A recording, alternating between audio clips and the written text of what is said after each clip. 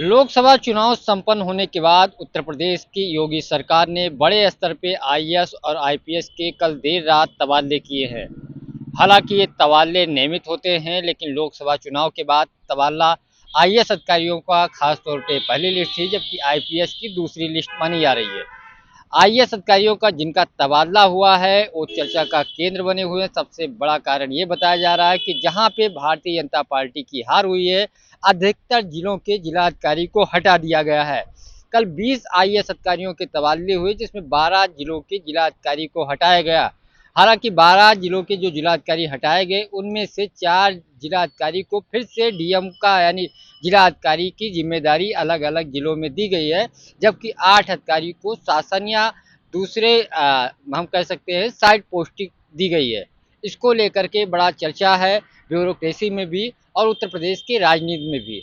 इसके साथ साथ कई पुलिस प्रमुख को भी कई जिलों के जो थे उनको हटाया गया है, लेकिन सबसे ज़्यादा चर्चा डीएम की है।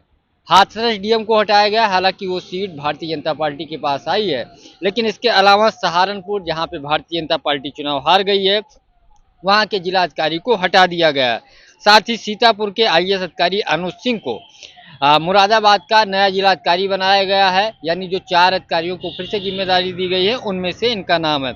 जबकि चित्रकूट के डीएम अभिषेक आनंद को डीएम सीतापुर बनाया गया है। दुर्गा शक्ति नागपाल को बांदा से लखीमपुर खीरी का डीएम बनाया गया है, जबकि मनीष बंसल को डीएम पद से जो हटाया गया है उनको डीएम सहारनपुर बनाया गया है, यानी डीएम बांदा थे। इसके अलावा जो 8 डीएम को हटाया गया है, उनको या तो शासन में पोस्टिंग दी गई है या साइड में पोस्टिंग दी गई है, जिसमें है खास तौर पे नगेंद्र प्रताप सिंह जो विशेष सचिव थे, उनको बांदा का डीएम बनाया गया, यानी शासन से भेजा गया है।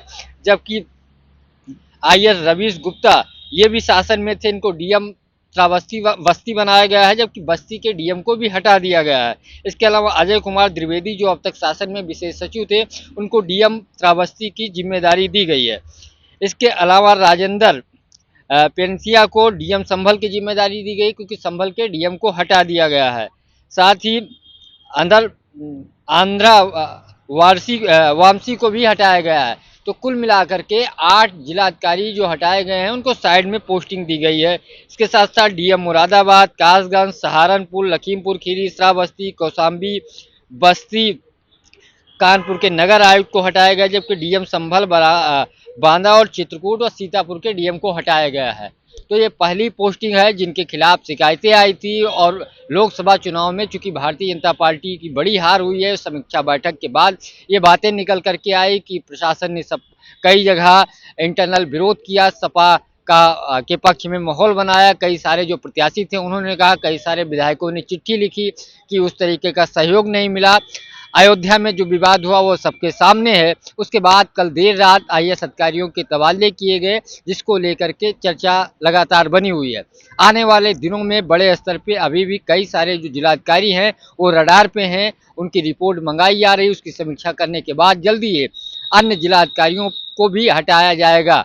इसके साथ साथ शासन के भी बड़े पदों पे भी इस समय हलचल चल रही है। कई सारे विभाग एक ही अधिकारी के जिम्मे हैं, उन विभागों को अलग अलग अधिकारियों को दिया जा सकता है, जबकि कई अधिकारियों की शिकायत भी है। तो कुल मिलाकर के जल्दी ही बड़े स्तर पे और तबादले होंगे। इसके साथ साथ कमिश्नर व सीडीओ, बहुत सारे आईएएस अधिकारी जो सीडीओ थे वो जिलाधिकारी बनने की लाइन में हैं, उनका तबादला हो सकता है। तो आने वाले दिनों में पुलिस महकमे और प्रशासनिक स्तर पे बड़ा फेरबदल होने की उम्मीद है, क्योंकि लोकसभा चुनाव में भारतीय जनता पार्टी का जो निराशाजनक प्रदर्शन था, कई शिकायतें आई कि वोटर लिस्ट के में गड़बड़ियाँ की गई। बहुत जगह कई ऐसी और शिकायतें आई कि वो अलग अलग लोगों की मदद कर रहे थे। ये शिकायतें आई हैं, तो शासन सबकी जांच करा रहा है, और साथ ही उन अधिकारियों की लिस्ट बनाई जा रही है। आने वाले दिनों में फिर से एक बार उन अधिकारियों की जिनकी शिकायतें आ रही हैं, जो जनता के बीच नहीं जा रहे हैं, जो जनता से मिल नहीं रहे हैं, जो ऑफिस से बाहर नहीं निकल रहे हैं, जो सीयूजी नंबर पे फ़ोन मिलाया जा रहा है वो उठाते नहीं हैं, नेताओं से मुलाकात नहीं करते हैं, ऐसे अधिकारियों की और लिस्ट बनाई जा रही है। जल्दी ही और प्रशासनिक फेरबदल देखने को मिलेगा। पंकज चतुर्वेदी, टीवी 9 लखनऊ।